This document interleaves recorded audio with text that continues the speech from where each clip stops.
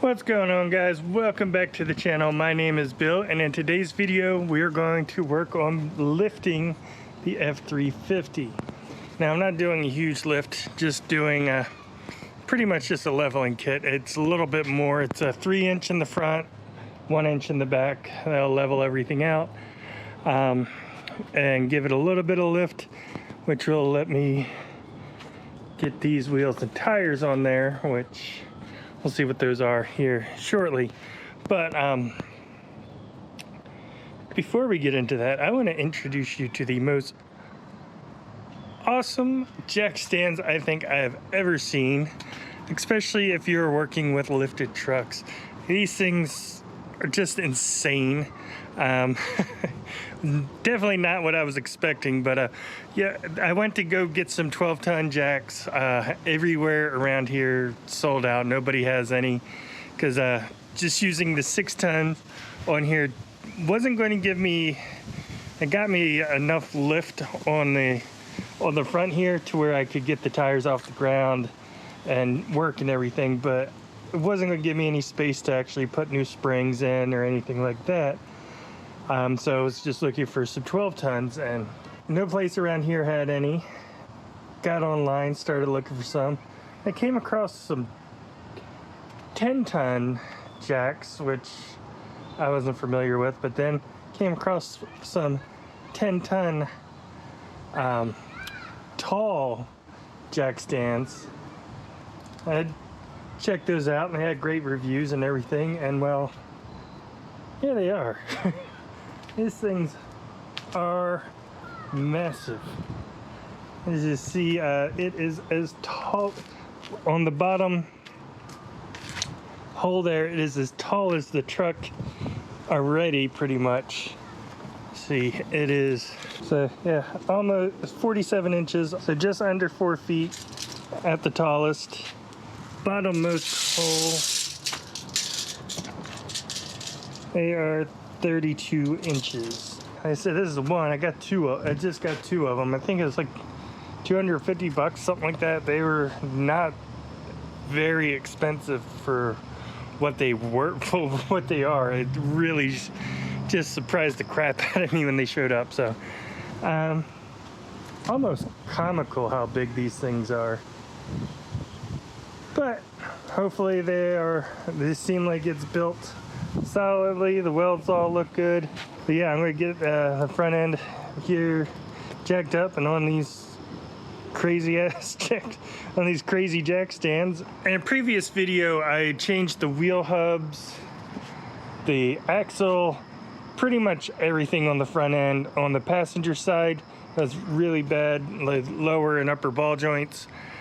So once I get this up, I'm going to do the same thing on the driver's side. I have all the parts in to do that, so I'm probably going to do that first, which I'm probably not going to record much of unless there's something crazy, since I already recorded doing that here on the passenger side, and then I can just breeze through it on the driver's side. But then once that's done, before putting things back together, we'll go ahead and take this wheel off on this side as well, and then we can do the lift kit. All right, so I got everything on the driver's side taken apart. I figure why we got all this room for activities in here, we can go ahead. Already removed the top bolt. It was a 19 millimeter on the shock. Thankfully, they actually had a nut on there, so you could actually unbolt that, for which is you know, it's a nice change of pace for me. When 9 out of 10 times I go to change a shock, I end up having to just cut it because this just spins and spins. No matter what vice grips or anything I put on it, I can't get it to stop. So it was nice to actually be able to just unbolt one for a change. Now we just got this. It's a 18 millimeter down here on the impact. Got the jacks, or got the frame rail resting on the jack stands, and then I just got the jack underneath the front differential here. So I'll be able to lower that down. If I go ahead and remove this, then we could lower that down, get this all cleaned up, and then we could put our new spring in, or new shock in. On this side will be almost done. We do have a drop back bracket for the radius arm to put in there. So that keeps everything level. And we got a visitor. We got 2 visitors out here keeping me company. So yeah, let's get this bolt out of here. Hopefully that comes out, and remove the shock, lower this down a bit, and get that spring out of there. We got everything pulled out of here. We got the new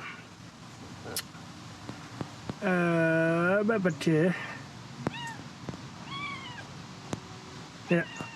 So we got this new bracket in. Got everything out. We got the axle lowered down. I was cleaning up, painting everything in here, letting that dry. Now next, remove the sway bar on both sides so we can keep lowering this down as much as we need. I been peeling all this old paint off and got some surface rust to clean in here on this bucket. Get this all cleaned up in here and paint it. And then we're gonna need to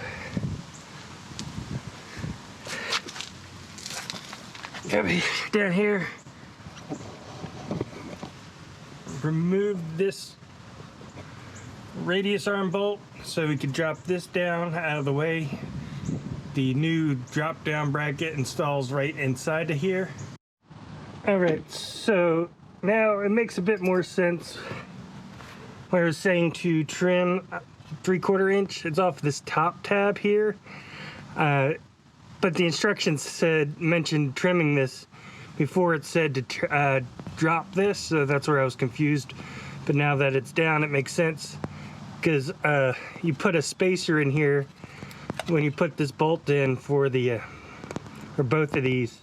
Put 2 bolts in for the drop bracket, then you put spacers in here to keep it from crushing.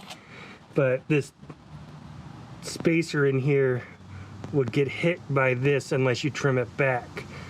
So there we go, got that cut off. I'm in some bad need of some new blades here, so probably get some before I do the other side, but it wasn't too bad. So got that trimmed. Let me go get the actual drop down bracket and see. I said I'm gonna have to pull that bolt back out and put the crush sleeve in here, or the spacer in here. And then there should also be another bolt for this top one, for this forward hole that there wasn't anything in before. So I'll have these 2 bolts, and then the radius arm's going to go into here now going forward. Yeah, so I got the drop brackets in, got the 2 bolts with the spacers in between. I don't know how well you can see that. Same thing on the other side. Just have the bolts in, washers and bolts and everything in. I haven't tightened them down yet. I'll wait till everything's sitting on the ground and then get everything tightened and torqued to specs. But yeah, after disconnecting both of these, putting the drop brackets on, the front axle did twist a little bit, so getting it lined back up, I just used ratchet straps. I had to pull this side back and the front side forward. I could see front drive axle I'd pulled that end back quite a bit once there was nothing else holding it. So that had gotten pulled back, and this shifted forward a bit in the process. But with the help of ratchet straps, got everything lined back up, so we're able to get these bolts back in. And these are just the stock bolts that were on the radius arms. And I just realized this is wrong. It's supposed to be to the top bolt. I did it to the bottom hole here. On the other side, you can see I did do it to the right hole. So I'm gonna have to pull this bolt back out and go up another hole here to get this lined up so both sides are perfectly even. So glad I started walking through this video because I might not have noticed that otherwise. Raise this up to the next hole. Glad I didn't pull that ratchet strap off of there yet. Everything's bolted in. It's not completely tightened down, but it'll hold everything in place. So I'm gonna go ahead and finish cleaning everything up in here, get it all painted, treat all the rust, and so I'll probably end up taking the rest of the day to do that. Slight change of plans here. It's cleaning up the rust, getting back behind all the rust areas, and then well, kind of have, it's not quite very sturdy there. So pretty much this whole mount was, top spring mount here was completely rusted out. I went back over and checked the other side just to be sure, but it looks like I need to replace the entire spring bucket here.